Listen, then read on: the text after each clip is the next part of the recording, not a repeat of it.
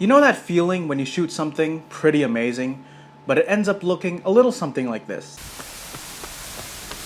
Do you wish you had a little more comfort and more flexibility whenever you shoot video? Well, my friends, you need something like this. This is a DJI Osmo Mobile 2, and it is a 3-axis handheld smartphone gimbal. And at just $120 US, it transforms the way you shoot video. And I'm going to review it today. But first, I want to change of scenery. This place is kind of claustrophobic. I know where we can go.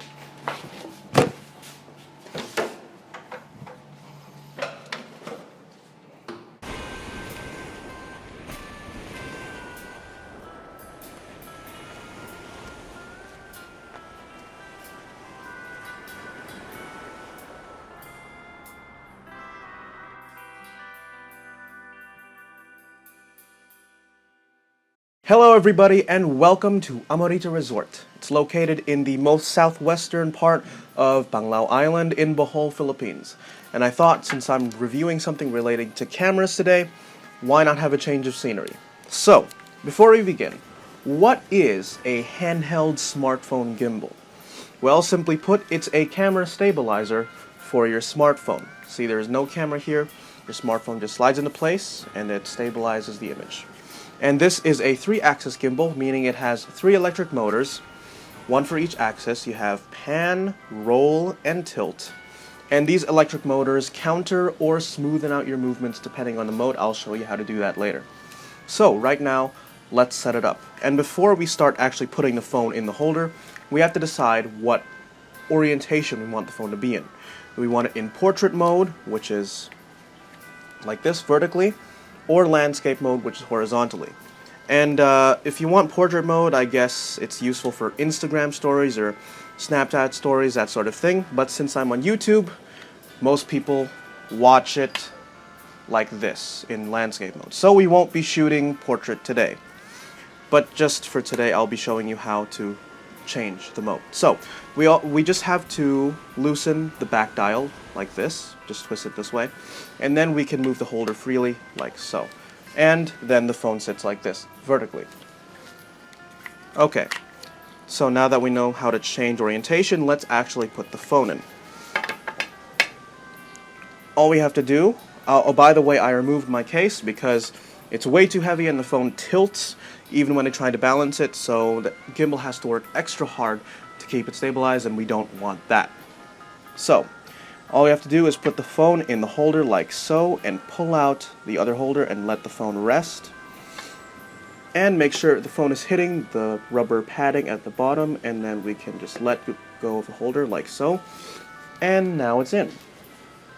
Okay, so say our phone isn't balanced. Right now, it's tilting a little bit to my right, see? So how do we fix that? Well, all we have to do is twist this dial right here to unlock the arm, and we can extend or retract the arm. It's by about 1 centimeter or something. So if we retract it a little bit, then we just keep trying to find the center, and there we go. It's completely horizontal even when the gimbal is not on. So, we can turn it on now, and I'll show you how to connect it. All we have to do to turn it on is to double tap this M and hold the second tap for longer. So, 1, 2, hold. When the 3 LEDs light up, that's when you can let go. Simple. And, because this relies on a Bluetooth connection, you do need to make sure that you are connected to its Bluetooth signal. Then you're ready to go. And the companion app for this gimbal is called DJI Go. And if it's connected, you will see an image through DJI Go. Here it says connect your device, and if it's already connected, you can use all the buttons and things. So, the buttons. What are the controls? Well, we have a few. This is the joystick button. You probably already guessed what it does. It controls where the camera points, and you can control it in different axes like horizontal, vertical, a mix of both. And you can customize the way that the axes are set up in the app. So if you want, when you move the joystick down, that the camera points up, you can do that. If you want the camera to move left when you move the joystick right, you can also do that. Not sure why you would want to, but to each their own. You have a mode button here to change the gimbal mode from follow to free. You can just press the mode button once, and instead of following your hand movements like it did just now, it'll completely lock itself like this. It's kind of like magic. And if you want to recenter the camera, in some cases when you don't want to just mess with the joystick, you want to just start from a clean slate, all you have to do is double tap this M button. So, double tap, and it's recentered. 3 clicks changes the camera from the rear to the front and vice versa. So, triple click. Here we go. It's flipped. Do note you can't do this while recording, which kind of sucks because you have to cut the video and then reshoot it later with the camera facing back, but nothing really you can do about that. Okay, and I just showed you how to turn it on. You do the same thing to turn it off, and that's it. On the left side you have a zoom slider.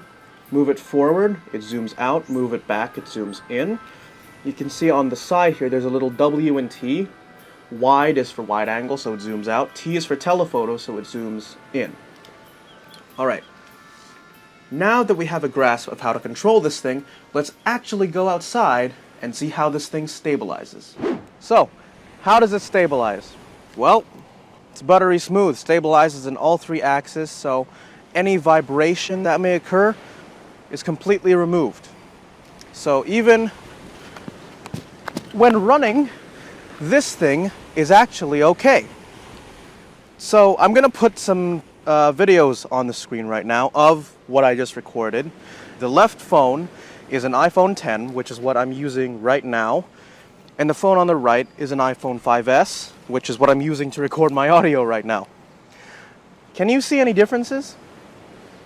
Well, if you look really closely at the iPhone X footage, this is when I was running, by the way, you can tell there was a little bit of pulsing in the image. It's like it's going back and popping into itself and out again multiple times every time I took a step. Why is that? Well, the reason is there's a little bit of a conflict with the iPhone X's OIS, or optical image stabilization system. See, whenever I move this, let's take for example the free mode, when it's completely free of any vibrations and it locks the camera. So what happens during this? Well, any vibration or any movement that I do is canceled out by the gimbal, see? So it kind of knows what I'm doing even before I notice it. So anything that I do is completely removed, but the OIS does not know that it's attached to the gimbal. So you can still see a little bit of pulsing whenever I take a step, because the OIS tries to correct my vibrations along with this thing's cancellations to reveal like a popping effect. So there is a little bit of a conflict. And I tried to turn off the iPhone X's OIS on Filmic Pro. It's actually the app that I use to record. And I tried turning it off and shooting a video, and you can see the effects of that now. On the left is the iPhone X with OIS, and on the right is the iPhone X without OIS. And it's much, much worse. There's a lot more popping and some weird swaying in the image. So that's not a very good solution, and unfortunately there isn't a way to completely remove the pulsing. It's just going to be there. You're just going to try to make your steps a little lighter, and there's not much else you can do. So with that, let's talk about the various apps you can use, because Filmic Pro is a very good one. It's the one I use, and it's a little more advanced than DJI's companion app, DJI Go. You have manual focus, manual adjustment in the exposure, the shutter speed and everything. You have these nice arc controls. It's very intuitive, but it's a little bit more complicated than DJI Go. I guess it's for professionals, right? And now we move on to DJI Go. It's a very intuitive, easy to use app. It's more for intermediates or beginners because it's very simple. The controls are very logically laid out. I'll show you the interfaces of both apps on there. And DJI Go also allows you to access special shooting modes. There are tons of them. I'll get to that later. And lastly, you can probably use the Apple camera app or whatever camera app that your phone has.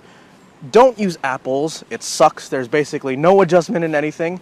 You can lock focus, you can change the brightness, but that's about it. There's no exposure, shutter speed, or whatever. It does it automatically. So that's not good for people like me. That's why I use Filmic Pro. But if you have an Android phone, maybe a Samsung Note 9 or a Galaxy S10, those have better adjustment in the camera. So if DJI Go or Filmic Pro aren't suitable for you, then you can use your own camera app. So with that, let's talk about the various shooting modes, because believe me, there are a lot. So there are a variety of shooting modes with this thing, both with photo and with video. So let's go over the photos first. So we have single mode, and that allows us to basically just take a picture just like that. We also have timers for group photos or selfies in this case. Let's flip the camera and take a selfie. I think I waited a little bit too long.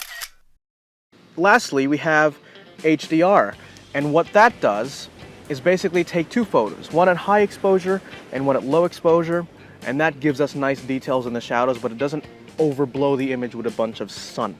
For example, this scene, there's lots of sun, and when I focus on it, it kind of lowers the detail in the shadows. The camera auto darkens, but when I focus on the shadows, everything turns kind of white in the background. So HDR eliminates all that to create a nice, detailed, and balanced image.